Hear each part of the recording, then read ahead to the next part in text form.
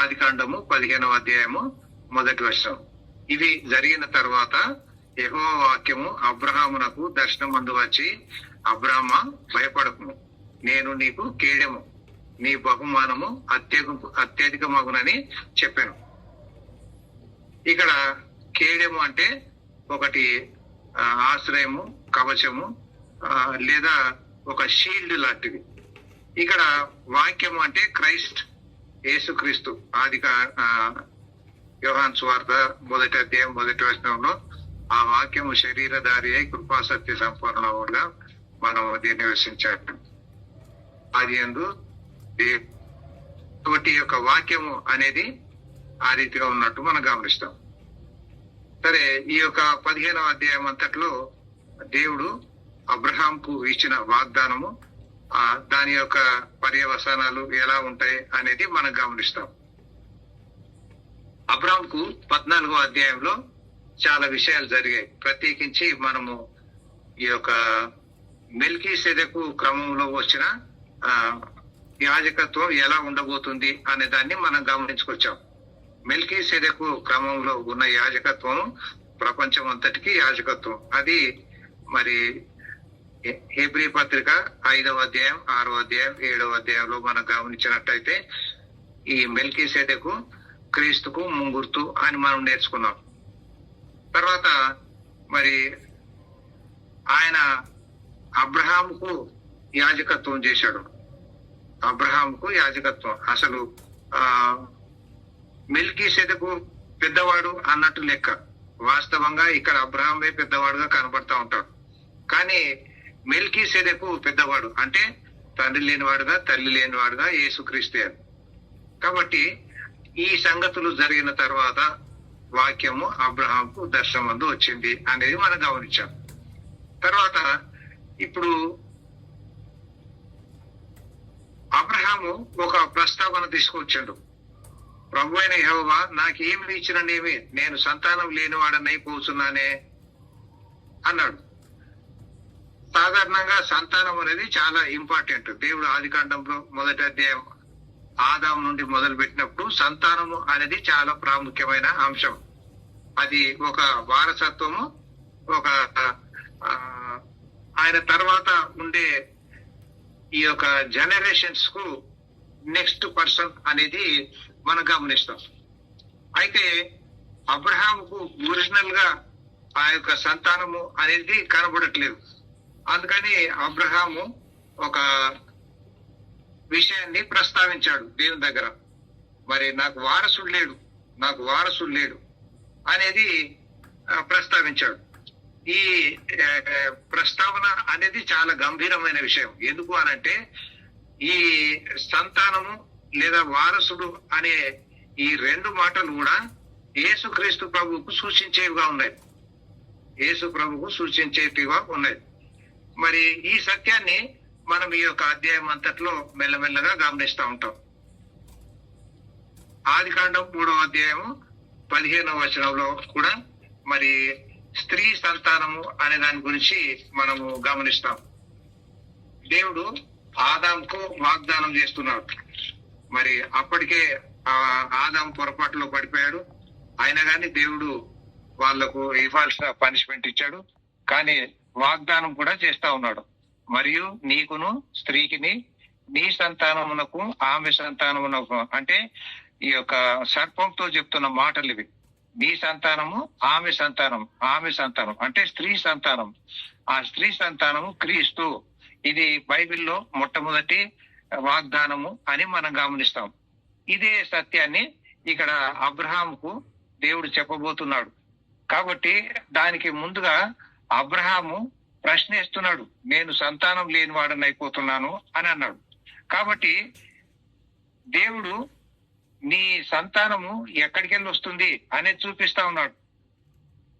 3వ వచనం, మరియు అబ్రహాం, ఇదిగో నీవు నాకు సంతానం వేయలేదు గనుక నా పరివారంలో ఒకడు నాకు వారసుడు అని చెప్పగా యెహోవా వాక్యము అతని యుద్ధకు వచ్చి, మళ్ళీ వాక్యము అని అంటున్నాడు. ఇతడు నీకు వారసుడు కాడు, నీ గర్భవాసమును పుట్టబోతున్నవాడు నీకు వారసుడు అని చెప్పాను. ఆయన గర్భవాసమును పుట్టేవాడే. ఇక్కడ మనం గమనిస్తే అబ్రహాము భార్య అయిన శారా ఉంది. మరి ఆ శారా గర్భం ధరించుద్ది. దేవుడు అప్పటి వరకు శారా యొక్క గర్భాన్ని దాచుకున్నాడు. చాలా సందర్భాల్లో బైబిల్లో మరి గుడ్డాండ్లుగా ఉన్న వాళ్ళు ఉన్నారు. వాళ్ళ గర్భాన్ని దేవుడు దాచుకొని వారి ద్వారా గొప్ప వ్యక్తులను ఇచ్చాడు. ఆ రీతిగా ఇక్కడ ఒక ఇస్సాకు రాబోతున్నాడు. శరీర రీతిగా ఒక ఇస్సాకు రాబోతున్నాడు. కానీ ఇస్సాకు క్రీస్తుకు ముంగుర్తు. వాస్తవంగా దేవుడు ఏం వాగ్దానం చేస్తున్నాడు అనంటే, యేసుక్రీస్తు ప్రభు నీకు కుమారుడుగా రాబోతున్నాడు అని చెప్పాడు. మరి అబ్రహాము పరిశుద్ధాత్మ పూర్ణులుగా చాలా మంది భక్తులు ఉన్నారు. వాళ్ళు పరిశుద్ధాత్మ పూర్ణులుగా ఉండడం మూలన ఇక్కడ రాయబడని సంగతులు కూడా వాళ్ళు అర్థం చేసుకోగలుగుతున్నారు అనే విషయాన్ని మనం అర్థం చేసుకోవాలి. కాబట్టి అబ్రహాముకు అర్థమవుతుంది, అర్థం కాకుండా పోలేదు. యోబు విషయంలో కూడా ఆయన శోధించబడతా ఉన్నాడు, ఆయన పరీక్షించబడుతున్నాడు అనేది ఆయనకు అర్థమైంది.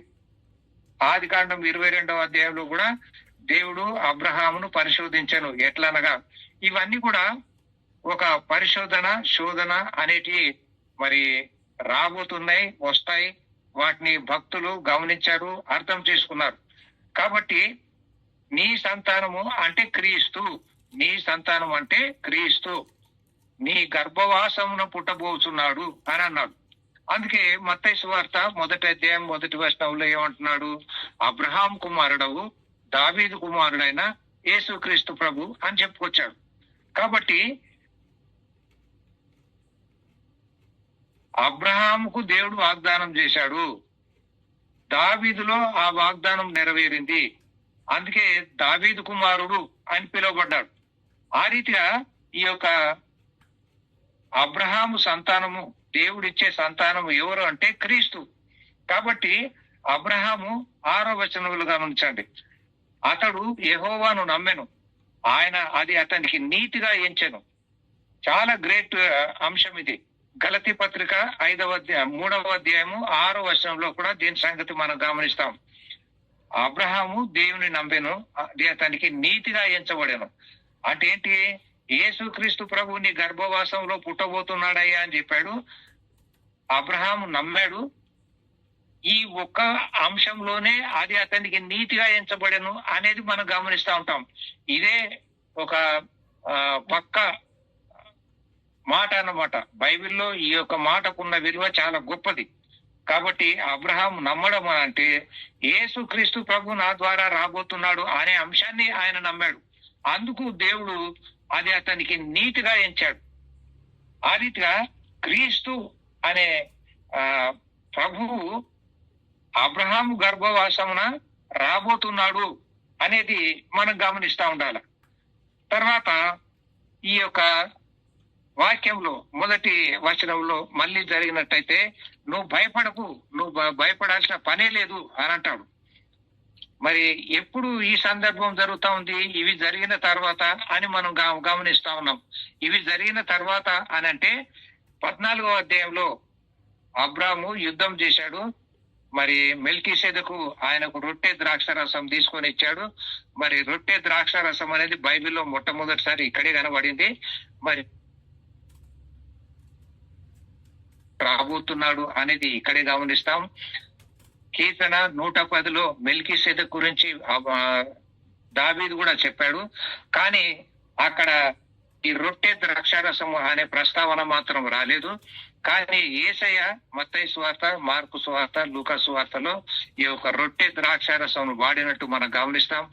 యోహాను సువార్తలో అంతగా లేదు. కానీ తర్వాత పౌలు 1 కొరింథీ 11వ అధ్యాయంలో నేను మీకు అప్పగించిన దానిని ప్రభు వల్ల పొందితిని అని అన్నాడు. అంటే ఇది చాలా గొప్ప మాట. యేసయ్య కూడా ఏమంటున్నాడు? మీరు నన్ను జ్ఞాపకం చేసుకుంట కొరకు దీనిని చేయుడి అని అన్నాడు. అంత మాత్రమే కాకుండా మరి నా మరణమును, నా పునరుత్థానమును జ్ఞాపకం చేసుకోవాలా, దాన్ని ప్రచురించాలా, ప్రకటించాలా అంటాడు. ఆ రీతిగా ఆ యొక్క రొట్టె ఆయన శరీరానికి, మరి ఆ యొక్క ద్రాక్షారసము ఆయన యొక్క రక్తానికి దృశ్యంగా ఉన్నట్టు మనం గమనిస్తాం. మరి అక్షరానుసారమైన మందిరంలో యేసయ్య ప్రవేశింపక హస్తకృతము కాని ఆలయంలో అంటే పరలోకంలో ప్రవేశించాడు తన స్వరత్వమును చేత పట్టుకొని. మెల్కీసెదెకు క్రమంలో ప్రధాన యాజకుడుగా ఆయన అక్కడ చేరిపోయాడు. మరి మనం కూడా పరిశుద్ధ యాజకులుగా, 1 పేతురు పత్రిక 2వ అధ్యాయం 5వ వచనం, పరిశుద్ధ యాజకులుగా మరి ఆయనకు ఆత్మ సంబంధమైన బలులు అర్పిస్తాం. రాజులైన యాజకులుగా ఆయన గుణాతిశయములను ప్రచురం చేస్తాం. ఇవి జరిగిన తర్వాత అంటాడు. ఇవి చాలా ప్రాముఖ్యమైనవి. అసలు రాజరికము యాజకత్వమును దేవుడు కలపలేదు యూదుల్లో, కానీ మిగతా లోకంలో కలిపాడు. యేసయ్య మిగతా లోకానికి అంతటి కూడా ఆయన ప్రధాన యాజకుడు. అందువల్లనే మరి ఆయన లేవి గోత్రంలో పుట్టినవాడు కాకపోయినా యాజకత్వం చేశాడు. దావీదు గోత్రంలో పుట్టి మరి రాజరికం చేయబోతున్నాడు. మరి అటువంటి సందర్భాన్ని ఈ రెండుటిని ఆయనలో కలిపినట్టుగా మనం గమనిస్తాం. ఆ రీతిగా ఒక విశ్వాసికి కూడా దేవుడు ఆ యొక్క ఆధిక్యత ఇచ్చాడు. మరి దీన్ని బట్టి ఇది జరిగిన తర్వాత అని అంటున్నాడు. భయపడకము, నేను నీ కేడము అన్నాడు. ఆ వాక్యము శరీరధారి కృపాశక్తి సంపూర్ణ. చాలా మంది మరి శరీర అవతారం అంటా ఉంటారు. శరీర అవతారం అనకూడదు, దాన్ని మనము శరీరధారి అనాల. శిల్వధారి, శరీరధారి అట్లా అనాలి. ఆ రీతిగా ఆయన శరీరధారి, శరీరమును ధరించుకొని వచ్చాడు. మరి యెషయా గ్రంథంలో కూడా నాకు ఒక గుడారమును అనుగ్రహించివి అని అంటాడు. గుడారం అంటే ఈ యొక్క శరీరం అనేది ఒక గుడారం. ఈ యొక్క గుడారంలో మరి దేవుడు తన ఆత్మను ఉంచాడు. ఆ రీతిగా ఆ యొక్క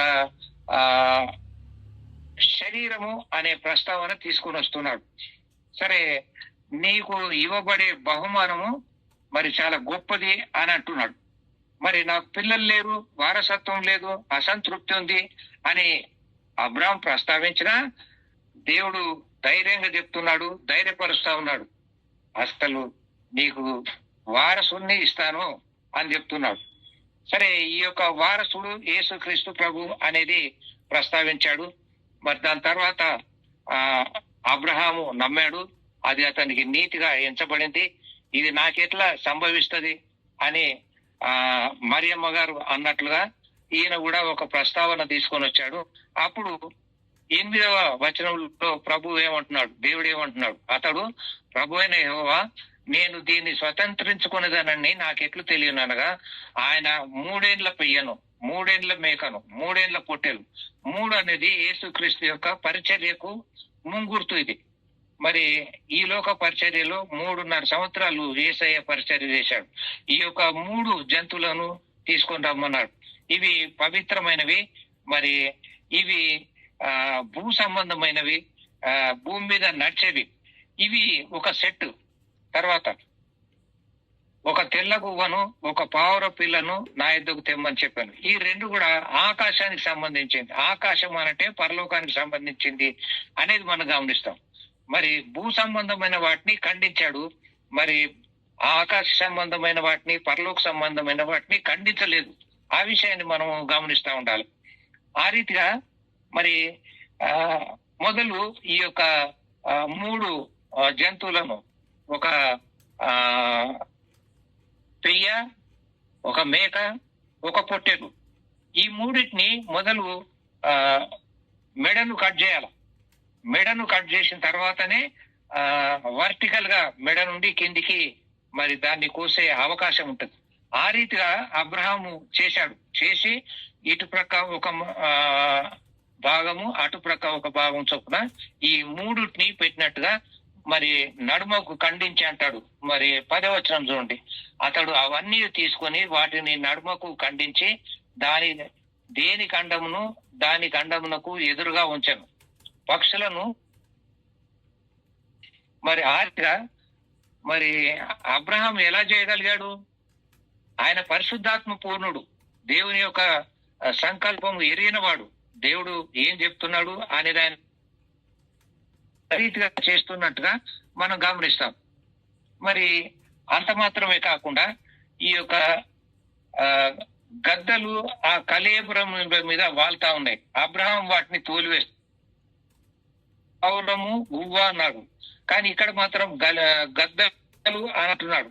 ఇప్పుడు చూడండి, యేసయ్య మత్తయి సువార్త 13వ అధ్యాయంలో చెప్పిన ఆ యొక్క ఉపమానం, మరి విత్తువాని ఉపమానము మనం గమనించినట్టయితే పక్షులు అని అనుకొచ్చాడు. అక్కడ పక్షులు మరి త్రోవ ప్రక్కన ఉన్న ఆ యొక్క విత్తనాలు నెతుకుపోతా ఉన్నాయి. పక్షులు ఈ గద్ద కూడా మరి తోలివేయబడతా ఉన్నాయి. అవి సాతానుకు సంబంధించిన రిప్రజెంటేషన్స్ అనేది మనం గుర్తుపెట్టుకుందాం. తర్వాత గాఢ నిద్ర పట్టింది. ప్రొద్దురుంక పోయినప్పుడు అబ్రాహ్మణకు గాఢ నిద్ర పట్టాను. భయంకరమైన ఈ యొక్క 2 భాగాలుగా, ఒకటి చీకటి, ఒకటి వెలుగు, ఒకటి రాత్రి, ఒకటి పగలు, ఇవి సంభవిస్తూ ఉన్నప్పుడు మనం గమనించాల్సింది ఏంటంటే ఒక యుగము దాటిపోతుంది అన్నమాట.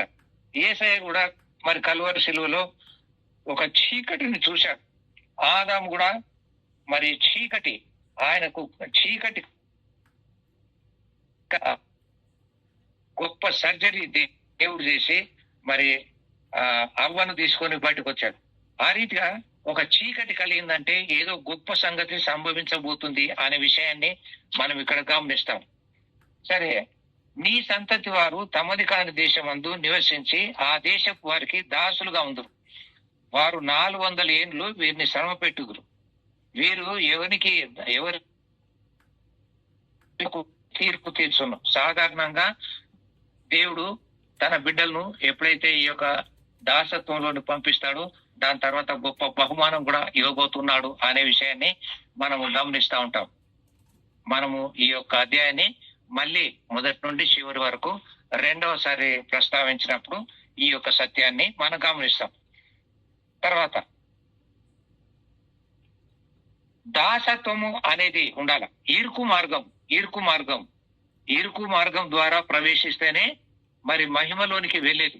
ఎవరు కూడా డైరెక్ట్ గా మహిమలోనికి వెళ్ళరు. యేసయ్య కూడా ఇరుకు మార్గంలో వెళ్ళాడు. మరి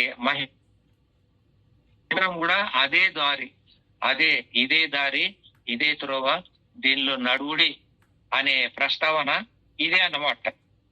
కాబట్టి వారు 400 ఏండ్లు వీరిని శ్రమ పెట్టుదురు. 400 ఏండ్లు ఎట్లా వస్తా ఉన్నాయి, మరి 4 తరాలు ఎట్లా వస్తా ఉన్నాయి అనేది నేను ఇప్పుడు మళ్ళీ చెప్తాను. వీరు ఎవరికి దాసులు అవుతారో ఆ జనమునకు నేనే తీర్పు తీర్చునన్నాడు.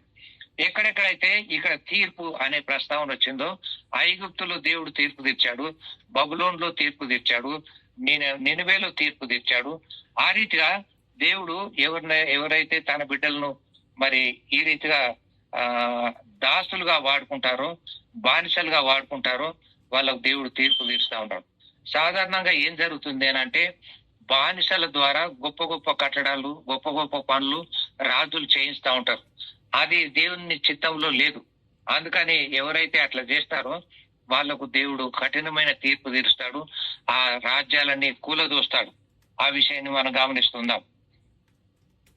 నీవు క్షేమంగా పితరుల యొద్దకు పోయేదవు, మంచి వృద్ధాప్యమందు పాతిపెట్టబడదు. అమోరీల అక్రమము ఇంకను సంపూర్ణ కాలేదు. అమోరీలు ఎవరు అనేది మనము చివరి భాగంలో గమనిస్తాం.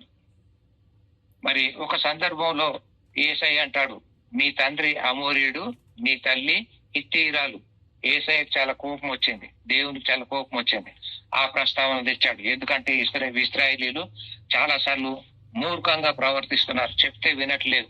మొండి పెయ్య అంటాడు ఇశ్రాయేలు, లేదా ఎఫ్రాయిము మొండి పెయ్య అంటాడు. ఎఫ్రాయిము 10 గోత్రాలకు ముంగుర్తుగా ఉన్నాడు. మరి యూదా 2.5 గోత్రాలకు ముంగుర్తుగా ఉన్నాడు. అందుకని యూదులు అంటాడు, ఇశ్రాయేల్ అంటాడు. ఇశ్రాయేల్ అంటే మరి హోషేయ గ్రంథంలో మనం గమనించినట్టయితే ఎఫ్రాయిమును అక్కడ ఉద్దేశించి మాట్లాడితే అది ఇశ్రాయేలీలు అన్నమాట. నీ 4వ తరం వారు ఇక్కడికి మరలా వచ్చేదారు అని నిశ్చయంగా తెలుసుకోను అబ్రాహాంతో చెప్పాను. మరియు పొద్దుకి కటిక చీకటి పడినప్పుడు రాజుతున్న పొయ్యి అగ్నిజ్వాలయను కనబడి ఆ ఖండముల మధ్య నడిచిపోయాను. ఏదైనా గొప్ప వాగ్దానం చేస్తున్నప్పుడు దేవుడు ఇటువంటి విషయాలు వాడుకుంటా ఉంటాడు. రాజుచున్న పొయ్యి, అగ్ని జ్వాల. చూడండి, అగ్ని జ్వాల అనేది మరి ఆదికాండం 3వ అధ్యాయం 24వ వచనంలో మనం గమనిస్తాం. అట్లాగే ఈ యొక్క ఆ పొయ్యి అనే దాన్ని కూడా ప్రస్తావించాడు. వాటి మధ్య ఆయన నడిచిపోయాడు, కనబడి ఆ ఖండముల మధ్య నడిచిపోయాడు. ఆ దినం నుండి యెహోవా ఐగుప్తు నదిని మొదలుకొని గొప్ప నది అయిన యూఫ్రటీస్ నది వరకు ఈ దేశమును, అనగా ఇక్కడ ఏదేది ఇవ్వబోతున్నాడు అనే ఈ యొక్క దేశాలని ఒక 10 జాతులను ప్రస్తావించాడు దేవుడు. మరి అది కెనీయులు, కనిజ్జీయులు, కద్మోనీయులు, హిత్తీయులు, పెరిజ్జీయులు, రెఫానీయులు, అమోరీయులు, కనానీయులు, గిర్గాషీయులు, యెబూసీయులు అను నీ సంతానమునకు ఇచ్చినానని అబ్రాహాముతో నిబంధన చేశాం. అది ఈ యొక్క 15వ అధ్యాయము. ఇది గొప్ప నిబంధన. అబ్రహాంతో దేవుడు చేసిన నిబంధనలో ఇది చాలా గొప్ప నిబంధన. మొట్టమొదటి వారసుడు, రెండవది ఈ దేశం నీకు ఇస్తాను, ఈ దేశము అనేది నీకు స్వాస్థ్యము, ఆ స్వాస్థ్యానికి మరి వారసుడు అని చెప్పుకొచ్చాడు.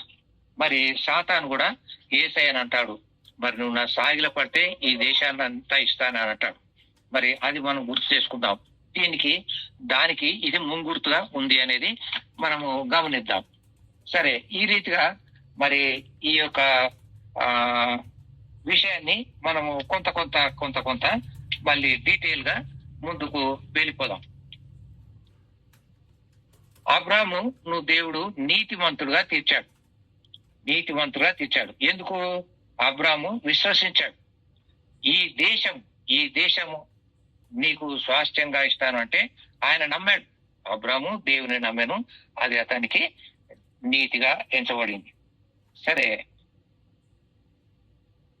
దేవుడు ఏదైనా నిబంధన చేస్తున్నప్పుడు ఇక్కడ మనం ఇందాక గమనించినట్టుగా ఈ యొక్క పద్ధతి, ఈ యొక్క క్రమమును వాడుతూ ఉంటాడు అనేది మనం గమనిస్తాం. తర్వాత ఈ యొక్క జంతువులు భూ సంబంధమైనవి, పక్షులు పరలోక సంబంధమైనవి కూడా మనం గమనిస్తాం. క్రీస్తు పరలోకంలో ఉన్నాడు, పరలోక సంబంధి, మరి వాటిని ఖండించలేదు అనేది మనం గమనిస్తాం. తర్వాత ఆయన జ్యేష్ఠుడు, అక్షరానుసారమైన జ్యేష్ఠులు ఇశ్రాయేల్లో ఉన్నారు, ఆత్మానుసారమైన జ్యేష్ఠులు విశ్వాసులు. మరి యేసయ్య జ్యేష్ఠుడు అని మనం గమనిస్తాం. హెబ్రీ పత్రిక 12వ అధ్యాయంలో మరి జ్యేష్ఠుల సంఘము అని ప్రస్తావన తీసుకొని వస్తాడు. ఆ రీతిగా జ్యేష్ఠుడు ఎలా వస్తున్నాడు అనే ఒక సత్యాన్ని మనం గమనిస్తాం. సరే, ఇక్కడ మరి అబ్రహాము ఒక 5 రాజులను మరి గెలిచి వచ్చిన తర్వాత ఆయనకు ఒక బహుమానము దేవుడు వాగ్దానం చేస్తా ఉన్నాడు. ఎటువంటి వాగ్దానము? మరి మొదలు మనం గమనించినట్టయితే 13వ అధ్యాయంలో లోతు మరి అబ్రహాం నుండి వేరైపోయాడు. అది దేవుని సంకల్పం. మరి అది అట్లా డైరెక్ట్ గా చెప్పబడదు, కానీ అబ్రహాము పనివారికి, లోతు పనివారికి, ఈ యొక్క పశువుల కాపర్లకు కొంత ఇబ్బంది పడింది. అప్పుడు ఒక ప్రస్తావన వచ్చింది. అబ్రహాం ఏమన్నాడంటే, నువ్వు ఇటు పక్క వెళ్తే నేను అటు పక్క వెళ్తా, నువ్వు అటు పక్క వెళ్తే నేను ఇటు పక్క. అంటే ఆయనకు చాయిస్ ఇచ్చావు. మరి ఆయన లోతు కోరుకున్నాడు కానీ అది ఎటువంటిది కోరుకున్నాడు? ఆయనకి ఇష్టమైన దాన్ని కోరుకున్నాడు. అబ్రహాంకి ఇష్టమైన దాన్ని వదిలేయలేదు. ఒక రకంగా లోతు లోకానుసారి, లోతు లోకములో ఉన్నాడు, లోతులోనికి లోకం వచ్చిందని చాలా మంది ప్రస్తావిస్తూ ఉంటారు. అది దీని ఆధారంగానే అని మనం గుర్తుపెట్టుకుందాం. తర్వాత లోతుకు మరి ఆ యొక్క సొదొమ గొమొర్రాలో ఇన్ఫ్లుయెన్సెస్ వచ్చేసినాయి. ఆయన సొదొమకు గొమొర్రాకు బయట తన గుడారాన్ని వేశాడు, కొంతకాలానికి లోపలికి వెళ్ళాడు, తర్వాత దానికి ఒక మేయర్ లాగా ప్రవర్తిస్తా ఉన్నాడు.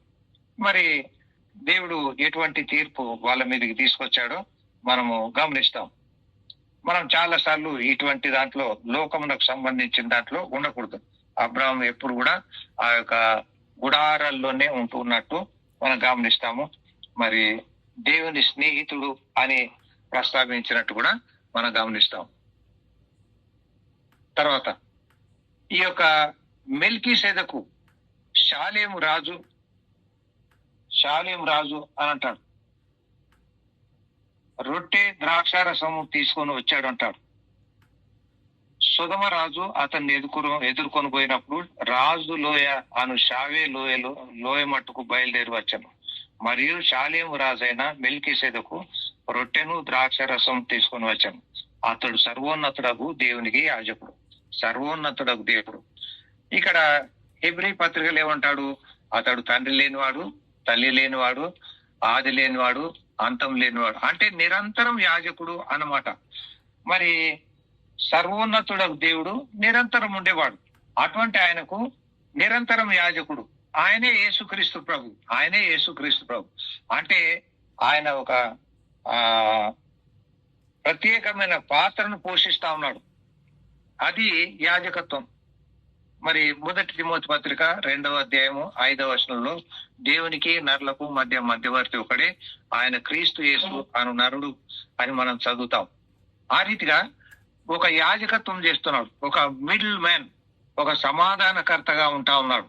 దేవునికి నరులకు మధ్య ఒక సమాధానకర్తగా ఉంటున్నాడు అనే విషయాన్ని మనం గమనిస్తాం. ఆయన తప్ప ఎవరు ఈ యొక్క సమాధానం చేయలేరు. కొలస్సీ పత్రికలు కూడా మరి ఆ యొక్క ప్రస్తావన ఉంటది. ఆయన క్రీస్తు ద్వారా ఈ యొక్క లోకాన్ని తిరిగి తనతో ఐక్యపరచుకోవాలని కోరుకుంటున్నాడు అని మనం గమనిస్తాం. సో ఇది చేయగలిగింది ఒక కర్త, ఒక సమాధానకర్త, ఒక యాజకుడు దేవునికి నరులకు మధ్య యాజకత్వం చేస్తా ఉన్నాడు. భూ సంబంధమైన యాజకత్వం కాదు కానీ పరలోక సంబంధమైన యాజకత్వాన్ని ఆయన చేస్తూ ఉన్నట్టుగా మనం గమనిస్తాం. కాబట్టి మరి యేసుక్రీస్తు ప్రభు ప్రస్తుతము పరలోకంలో ఉన్నాడు. మరి ఆయన యాజకత్వం చేస్తా ఉన్నాడు. ఆయన చేసే 2 పనులను మనం సాధారణంగా తెలుసుకొని ఉంటాం. మొట్టమొదటిది, ఆయన మన కొరకు విజ్ఞాపన చేస్తా ఉన్నాడు. రెండవది, నా తండ్రి ఇంట అనేక నివాసములు కలవు, లేని ఎడ్ల మీతో చెప్పుదును అనుకొచ్చాడు. అంటే నివాసాలు ఉన్నాయి, మనకు స్థలము సిద్ధపరచ వెళ్తున్నాడు. ఇది చాలా గంభీరమైన పని. సరే, మనము విశ్వాసులుగా ఈ లోకంలో ఆరాధన చేస్తున్నప్పుడు చాలా విషయాలు ప్రస్తావించాలి. ఆ ప్రస్తావనలో మనము కృతజ్ఞతాస్తుతిని తీసుకొచ్చి సాధారణంగా చాలా మంది చేసే పొరపాటు ఏంటంటే, ఈ యొక్క కృతజ్ఞత, నేను ఒక స్కూటర్ కొనుక్కున్నాను, ఒక ఇల్లు కొనుక్కున్నాను, ఒక కారు కొనుక్కున్నాను, దాన్ని బట్టి దేవుని స్తుతిద్దాం, దేవుని స్తుతులు చెల్లిద్దాం అంటే అది కృతజ్ఞత స్తుతే గాని ఆరాధన కాదు. అది బాగా గమనిస్తా ఉండాలి. ఆరాధన ఏది అంటే ఆయనను గూర్చిన సంగతులు, ఆదివారము ఆయనను గూర్చిన సంగతులు మాత్రమే అది ఆరాధన. రెండవది, ప్రసంగాలు కూడా ఆయనను గూర్చిన సంగతులే ప్రస్తావించాలి. అంతేగాని ఏది పడితే అది ప్రసంగం చేసి ఇది ప్రసంగము అని అనిపించుకోదు. మరి ఆదివారం ప్రసంగంలో ఈ జాగ్రత్తలు ఎంతైనా మంచివి. ఈ యొక్క మాటలు అది మనం గమనించాల్సిన అంశం అని మరొకసారి నేను మీ ముందు ప్రస్తావిస్తా ఉన్నాను. సరే, ఆ రీతిగా యేసయ్య ప్రస్తుతానికి ఆ పరలోకంలో ఒక యాజకత్వం చేస్తా ఉన్నాడు. యూదులలో ఇందాక నేను అన్నట్టుగా యూదుల కొరకు మరి రాజరికం ఇచ్చాడు దేవుడు. లేవి గోత్రము అహరోను క్రమంలో యాజకత్వం ఇచ్చాడు ఇశ్రాయేళ్లకు. ఆ యాజకత్వం ఇశ్రాయేళ్లకు మాత్రమే వర్తిస్తుంది. అదే మెల్కీసెదెకు క్రమంలో వచ్చిన ప్రభు యాజకత్వము లోకమంతటికి సరిపోతుంది.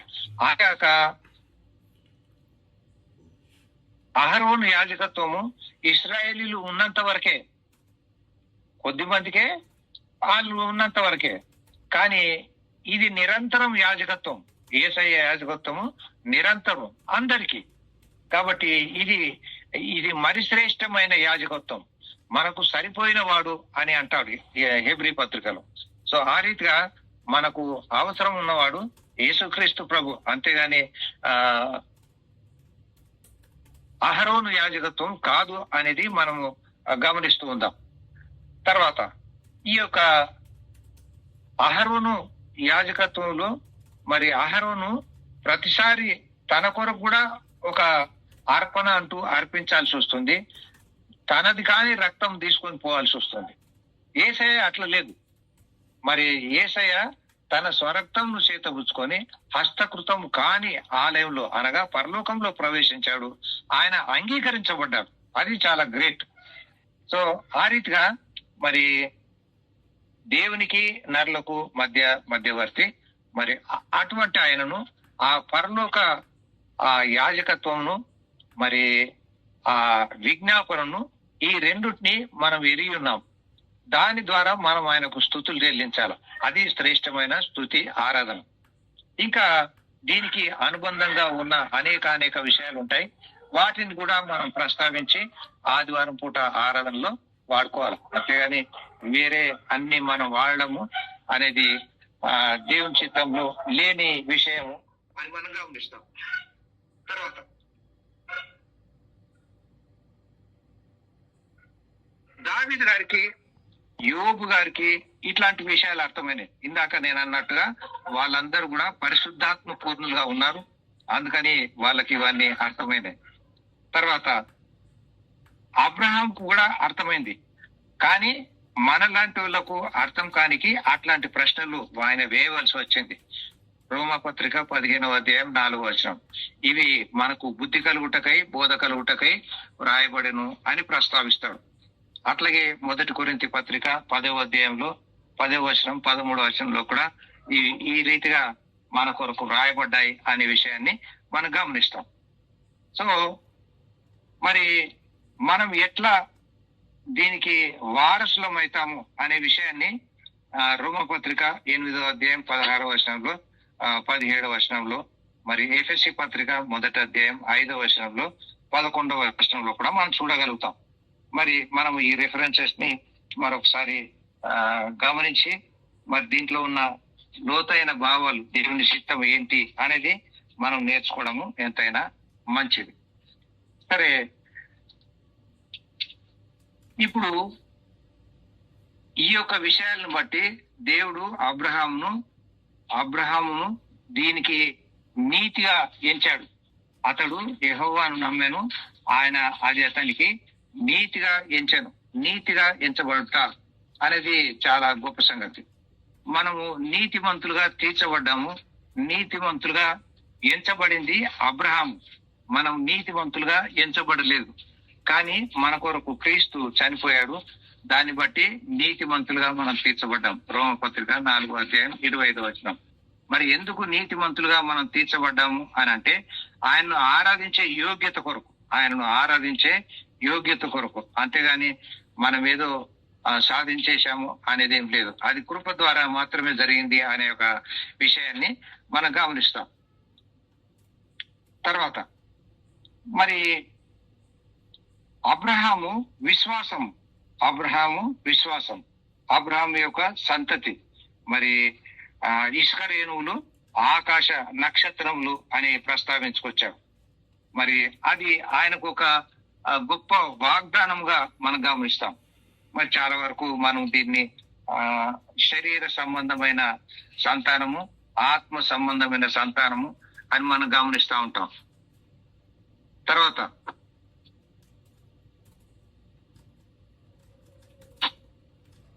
దేవుడు కొన్ని గుర్తులు ఇస్తా ఉన్నాడు. ఇక్కడ 7వ వచనంలో గమనించండి. ఈ దేశమును స్వతంత్రించుకున్నట్లు దాని నీకిష్టకు కల్దీయుల ఊరను పట్టణం నుండి నిన్ను తీసుకొని యువతలకి తీసుకొని వచ్చిన యెహోవా నేనే అని చెప్పినప్పుడు అతడు ప్రభు అయిన యెహోవా నేను దీన్ని స్వతంత్రించుకునే దాన్ని నాకెట్లు తెలియదు అన్నాడు. అంటే ఒక సూచన అడుగుతా ఉన్నాడు అబ్రహాము ఒక సూచన అడుగుతా ఉన్నాడు. చాలా వరకు మరి విశ్వాసులు ఇటువంటి సూచన అడిగినప్పుడు దేవుడు ఇస్తాడు. కొన్నిసార్లు మనం కూడా ఇటువంటి సూచనలు అడగొచ్చు, దేవుడు ఇస్తా ఉంటాడు. మరి ఆ సూచనలు మనము అడగొచ్చు, మనం పొందొచ్చు అనే ఒక విషయాన్ని మనం గమనించాలి. మనం దేవుని దగ్గర నమ్మకంగా కొనసాగుతా ఉన్నప్పుడు దేవుడు మనల్ని ఎంతో గొప్పగా హెచ్చిస్తా ఉంటాడు. ఆ సూచనలు మనము పొందుకొని దాని ద్వారా మేలులు పొందుకొని మరి అనేకులకు మాదిరిగా జీవించే అవకాశాన్ని దేవుడు మనకిస్తాడు. మరి క్రీస్తు ఎలా మనకు బోధించాడో ఈ యొక్క సత్యాల ద్వారానే బోధించుకొచ్చాడు. అందుకే చాలా సార్లు ఈ యొక్క పితరులను యేసయ్య ప్రస్తావిస్తూ ఉన్నట్టు మనం గమనిస్తాం. తర్వాత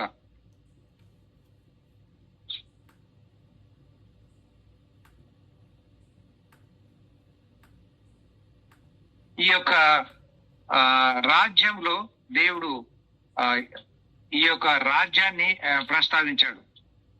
మరి ఈ యొక్క రాజ్యము ప్రకటించబడింది, అని మనము గమనిస్తాం. పాత నిబంధన భక్తులకు రాజ్యము, రాజు అనే ప్రస్తావన మనం గమనిస్తాం. న్యాయాధిపతుల గ్రంథంలో ఆ దినములలో ఇశ్రాయేలుకు రాజు లేడు అని చెప్పుకొచ్చాడు. ఆ రాజును తాను ఇవ్వబోతున్నాడు అనే విషయాన్ని అక్కడ మనం అర్థం చేసుకోనికి అవకాశం ఇచ్చాడు. న్యాయాధిపతుల గ్రంథానికి మరి సమూయేలు గ్రంథానికి మరి రూతు గ్రంథము అనేది మనము గమనిస్తాం. మరి యొక్క రూతు గ్రంథంలో మరి ఎటువంటి స్వాస్థ్యము అనేది వచ్చింది అనేది మనం గమనిస్తాం. ఈ యొక్క ఒక బ్రిడ్జి లాంటిది ఇది, మరి ఇక్కడ రెండు ప్రస్తావనలు మనం గమనిస్తాం. స్వాస్థ్యము మరి సమీప బంధువు స్వాస్థ్యము. ఆయన మన సమీప బంధువు, ఆయనే మన స్వాస్థ్యం. అంతేకాక ఆది కాండంలో ఆదాము స్వాస్థ్యాన్ని పోగొట్టుకున్నాడు, బోయేజు ఇక్కడ స్వాస్థ్యాన్ని సంపాదించాడు. మన పరమ బోయేజు అయిన యేసుక్రీస్తు ప్రభు మరి రెండుటిని మనకు ఆదాం పోగొట్టుకున్న ఈ యొక్క పరదేశును, తర్వాత ఈ స్వాస్థ్యాన్ని మరి ఆయన మనకు సంపాదించాడు. అందుకని ఈ యొక్క స్వాస్థ్యమును అందుకొని తర్వాత సమూయేలు గ్రంథానికి వెళ్ళిన తర్వాత అక్కడ రాజుల ప్రస్తావన వచ్చినట్టు మనం గమనిస్తాం. కాబట్టి ఈ యొక్క రాజులను మరి వీళ్ళకు మాత్రమే ఇచ్చాడు, ఇశ్రాయేళ్లకు రాజులను ఇచ్చాడు. యూదులకు ఒక దరిదాపు 20 మందిని, ఇశ్రాయేల్ ఒక 20 మందిని ఇచ్చినట్టు గమనిస్తాం. మరి రాజులు, యాజకులు అనే ప్రస్తావన తీసుకొని వస్తాడు. ఆ యొక్క సత్యాన్ని ఇక్కడ దేవుడు ముంగుర్తుగా ఉన్నట్టు మనకు అందిస్తాడు, యాజకత్వాన్ని ఇస్తాడు. మరి ఈ రీతిగా ఈ యొక్క రాజరికము, యాజకత్వము అనే దాన్ని ప్రస్తావించాడు. తర్వాత మరి 4 తరములు అని అంటాడు, 4 తరములు అని అంటాడు. ఈ యొక్క 4వ తరం వారు ఇక్కడికి వస్తారు అని చెప్పుకొచ్చాడు ఈ యొక్క 16వ వచనంలో. ఈ 4వ తరము అనేది ఎట్లా వస్తుంది అనేది మనం గమనించినట్టయితే మొట్టమొదటి తరము లేవి, తర్వాత తరము కోహతు, తర్వాత తరము మరి అమ్రాము, తర్వాత మోషే. ఈ 4 తరాలు అన్నమాట. ఈ 4 తరాలు వచ్చిన తర్వాత అప్పుడు మరి 4వ తరం వాళ్ళు ఇక్కడికి వస్తారు అని చెప్పుకొస్తాడు. మరి ఈ యొక్క విషయాల్ని ఈ రీతిగా మనం అర్థం చేసుకొని మరి ముందుకు సాగుతాం. దేవుడు తాను కృప మనకిచ్చును గాక. మీ అందరికీ నా నిండు వందనాలు.